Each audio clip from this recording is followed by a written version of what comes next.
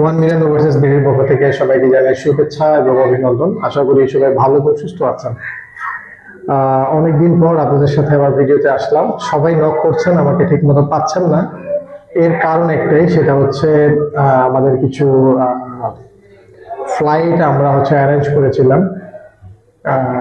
মোটামুটি অনেকগুলো ফ্লাইটই, কারণ আপনারা জানেন অনেক যুদ্ধ বিরতি গেছে, আমাদের অনেক ফ্লাইট ক্যান্সেল হয়েছে। বিশেষ করে আমাদের রিসেন্টলি অনেক কথা আসলে আমাদের খারাপ দিকটাও, যেহেতু এটা আমার চ্যানেল, এটার উদ্দেশ্য এটা না যে আমি আপনাদের বিজনেস পারপাসে আপনাদের গ্রাব করব এই চ্যানেলের মাধ্যমে। এটার উদ্দেশ্য হচ্ছে যেহেতু আমার চ্যানেল আছে, এই কারণে চ্যানেলের ভিডিওগুলো শেয়ার করা। যেহেতু ভালো মন্দ শেয়ার করি, তো আমাদের বাধা বিপত্তি, আমাদের সুফল কুফল সবকিছুই আমি ভিডিওর মাধ্যমে শেয়ার করার চেষ্টা করি। তো রিসেন্টলি আমাদের যে সমস্যাগুলো হয়েছে, আমাদের বেলারুশ নিয়ে কথা বলি। অনেক ফ্লাইট আমাদের দেখা যায় যে মিস হয়েছে। বলতে ফ্লাইট ক্যান্সেল হয়েছে। আমরা চায়না এয়ারে ফ্লাইট দিয়ে সফল হয়েছি, আবার ব্যর্থ হয়েছি। যেহেতু এটা রেগুলার রুট না, পরে ফ্লাই দুবাই চালু হইলো। এখন প্রায় 2টা বিমান থাকে আলহামদুলিল্লাহ। প্রত্যেক সপ্তাহে 2টা বিমান থাকে এখন ফ্লাই দুবাইতে। তো আপনারা জানেন বেলারুশের কাজটা অনেক ক্রিটিক্যাল। অনেকে আমরা ফোন দিয়ে বলেন ফাইলের কথা, এই কারণে বর্তমানে ফাইল নিচ্ছি না, কারণ আমাদের আগের ফাইলগুলো আমরা কমপ্লিট না করে, ফ্লাইট না দিয়ে আমরা নতুন করে কোনো ফাইল নিচ্ছি না মতো অবস্থায়। সামনে নিব কিনা সেটাও বলা বাহুল্য, কারণ আমরা যেই আমাদের সাইটের লোকজন প্রয়োজন, মোটামুটি আমাদের ফুলফিল হয়ে গেছে প্রায়। যদি আমাদের আর লোক লাগে সেক্ষেত্রে আমরা আপনাদের জানিয়ে দিই।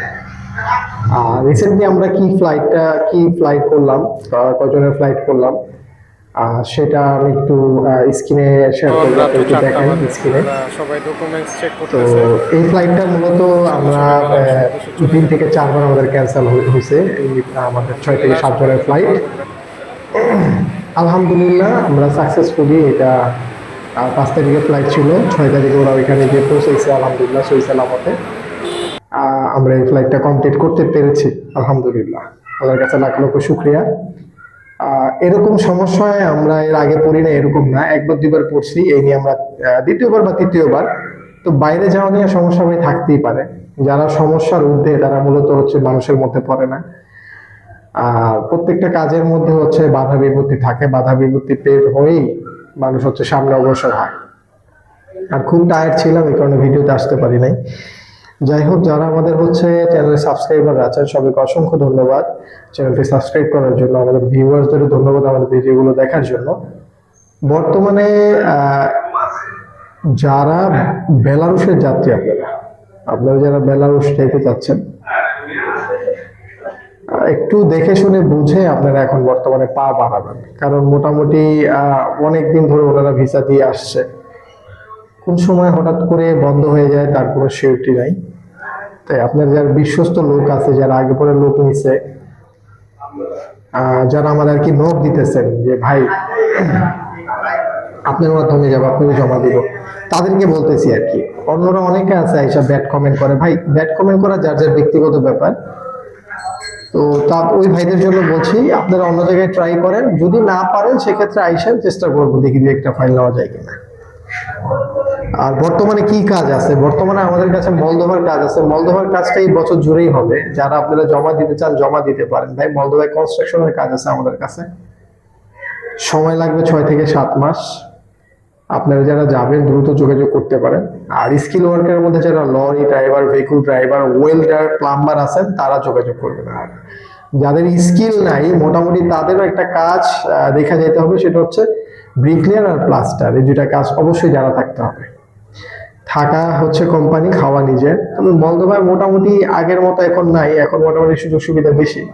এখন স্যালারি রেশিও আগে যেমন 300, 350 বেশি মানুষ স্যালারি পাইতো না, 250 পাইতো। বর্তমানে এমন একটা সিস্টেম করছে গভর্নমেন্ট, সেটা সর্বনিম্ন আপনারা $500 স্যালারি পাবেন, বা হয়তো 50-100 বাড়তি পেলে সেটা তো বাড়তি, কমাই বললাম 500। কিন্তু এখানে সুযোগ সুবিধা আছে, এখানে টিআরসি কার্ড পাবেন। আবার এখানে টিআরসি হোল্ডার হইলে সুবিধা হয় কি, আপনার 6 থেকে 7 মাস টিআরসি পাওয়ার পর 6 থেকে 7 মাস পর আপনি এনওসি নিয়ে সেন্ট জোনের দেশেও ঘুরতে যেতে পারবেন, নন সেন্ট দেশেও ঘুরতে যেতে পারবেন, কিন্তু এনওসি নিতে হবে। আর যখন আপনি 1-2 বছরের টিআর হোল্ডার হবেন তখন তো কোনো বাধাই নেই, আপনি সেন্ট জোনে যে কোনো দেশে ঘুরতে যেতে পারবেন। আবার এখানে মানে আবার আমার বলার মানে এটাই মনে করেন না যে আপনি গেছেন ওইখানে থাইকা যাবেন, ভাই ওইখানে থাইকা গেলে আপনি অন্য ওইখান থেকে অন্য জায়গায় গেলে কিন্তু আপনি অবৈধ হয়ে যাবেন, নতুন করে আবার শুরু করতে হবে। তাই এই কাজটা কেউ করবেন না। আপনারাও যাবেন পরবর্তীতে যাতে অন্যদের অসুবিধা না হয়, সেক্ষেত্রে আপনারা গেম টেম এগুলো মারবেন না, যেহেতু এখানকার সুযোগ আছে যে আপনি এখানে যাওয়ার পরে এক জায়গা থেকে আরেক জায়গায় যাইতে পারবেন, সেক্ষেত্রে তো এত প্যারা বা রিস্ক নিয়ে লাভ নাই। আর এশিয়ার মধ্যে আমাদের যে কাজ আছে সেটা হচ্ছে ভিয়েতনাম। ভিয়েতনামও হচ্ছে এশিয়ার মধ্যে, কিন্তু ওখানে একটা সিস্টেম হচ্ছে, এখানে 2 বছরের টিআরসি দেয়, আর সুযোগ সুবিধাগুলা ওরা মূলত মোটামুটি ভাবে পাশ্চাত্য দেশগুলোকে ফলো করে। তো সুযোগ সুবিধা ভালো এখানে। যারা আনস্কিল ওয়ার্কার তারা ফ্যাক্টরিতে কাজ করতে পারবেন, প্লাস্টিকের চেয়ার টেবিল মেকিং, তারপরে হচ্ছে আপনার সুইচ বোর্ড মেকিং, এই ফ্যাক্টরিতে আপনারা কাজ করতে পারবেন। যারা ভিয়েতনাম যেতে চান দ্রুত যোগাযোগ করতে পারেন, মানে যারা মালয়েশিয়া যেতে পারতেছেন না, বা কম্বোডিয়া দেশটা আসলেই ভালো না, বা লাওস আছে মোটামুটি, কিন্তু ভিয়েতনাম আমি মনে করি যে আমার দেখার মতে মানে বর্তমানে এই সময় হচ্ছে ওয়ার্ক পারমিট ইস্যু হয়। আহ, এই বছর আগে আর কি 25 সালের শেষ পর্যন্ত এখানে ভিজিট ভিসা নিয়ে মানুষের ফালাই দিত। কেউ হচ্ছে আপনার প্রফেশনাল ভিসাও যেহেতু এটা 1 বছরের হয়, তো অনেকের এগুলো বলতো এগুলো ওয়ার্ক পারমিট, আসলে ওয়ার্ক পারমিট ছিল না। তো যখন গভর্নমেন্ট দেখলো অনেক লোক এসে অবৈধ হয়ে গেছে আর লোকগুলো এসে কাজ করতে চায়, সেক্ষেত্রে তখন তারা ওইগুলোর চিরুনি চালানি দিয়ে বের করে দিল। তো বর্তমানে 2026 সালের ফেব্রুয়ারি মার্চ মাস থেকে ওনারা আবার ওয়ার্ক পারমিট ইস্যু করা শুরু করছে। ওয়ার্ক পারমিটের সুবিধা হচ্ছে এরকম, ওইখানে আপনার 2 বছরের টিআরসি পাবেন। আপনারা যদি যে কোম্পানিতে যাচ্ছেন এই কোম্পানিতে কাজ করতে না ইচ্ছা করলে অন্য যে কোনো কোম্পানি আপনারা কাজ খুঁজে করতে পারবেন, এই জন্য আপনার কোনো রেস্ট্রিকশন থাকবে না, কারণ আপনি টিআরসি কার্ড পাচ্ছেন। তো যারা যাইতে চান অবশ্যই আমার সাথে আপনারা যোগাযোগ করতে পারেন, দ্রুত করতে হবে, ভ্যাকেন্সি কিন্তু বেশি থাকে না, সে হোক মলদোভা আর হচ্ছে ভিয়েতনাম। তো আপনাদের সবার জন্য হচ্ছে শুভকামনা, আপনারা ভালো থাকবেন, সুস্থ থাকবেন। আর আরেকটা কথা বলি ভাই, না যাই না কেউ কখনো কোনো কথা বলবেন না, আগে স্টাডি করেন। আপনারা হচ্ছে ভিউয়ার্স, আপনারা খারাপ কথা বলতেই পারেন, কিন্তু খারাপের একটা লিমিটেশন আছে। তো আপনারা এটা ভাববেন না যে আপনারা শুধু একটা এজেন্সি বা একটা রিক্রুটিং এর উপরে হচ্ছে রাগ ঝাড়বেন বা অ্যাকশন নিতে পারবেন। রিক্রুটিং ও এজেন্সিও কিন্তু, ট্রাভেল এজেন্সিও কিন্তু, আপনারা যেমন ভালো মানুষ, আপনাদের মতো রিক্রুটিং ট্রাভেল এজেন্সিও ভালো থাকে, সবাই খারাপ না। তো যারা ভালো তাদেরকে যদি বকাগালি করেন অবশ্যই তারা আপনাদের প্রতি অ্যাকশন নিবে।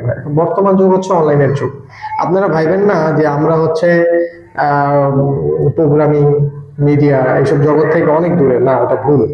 আপনারা যেখান থেকে খারাপ কমেন্ট গুলো করতেছেন সেখানে ইমেল অ্যাক্সেস গুলো কিন্তু আমার এখান থেকে আমি দেখতে পারতেছি, যে কোনো মুহূর্তে আমি অ্যাকশন নিতে পারি। কিন্তু যেহেতু আপনারা ভিউয়ার্স, আপনাদের একটা কথাই বলি ভাই, কারো সম্বন্ধে না জেনে না বুঝে কোনো খারাপ মন্তব্য করবেন না ভাই, ভালো মন্দ মিলেই লোকজন আছে। আমরা হচ্ছে ফ্লাইং এজেন্ট না, আমাদের অফিস আছে, আমাদের লাইসেন্স আছে, সব আছে। আর আরেকটা জিনিস আবার ক্লিয়ার করে দিই, যে ব্যক্তি আপনার রিক্রুটিং এজেন্সি এবং হচ্ছে ট্রাভেল এজেন্সি সম্বন্ধে মানে মধ্যে পার্থক্য বুঝেন না, তাহলে ভাই আপনি তো কোনো কিছুই বুঝেন না। সেক্ষেত্রে আপনি কিভাবে আপনি আরেকজনের ফোর্স করতে পারেন যে ভাই আপনারা বাটপার চিটার ভাইগা যাবেন?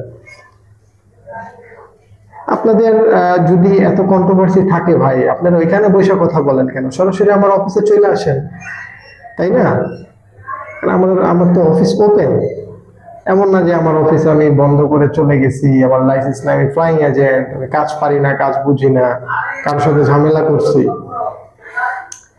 এটা বলতেছি আর কি। অনেকে এরকম বলেন আর কি, যেমন সেদিন আমার এক ছোট ভাই, ওরও ট্রাভেল এজেন্সি আছে, ও ওরকম একটা মানে হ্যারাসমেন্টের শিকার হয়েছিল, ফোর্সিং এর মধ্যে পড়ে গেছিল। তো ও জিনিসটা আমার সাথে শেয়ার করলো, আমার সাথে মাঝে মাঝে হয়, খুব কম। তো যাই না শুনে বুঝা হচ্ছে আপনারা কথা বলবেন।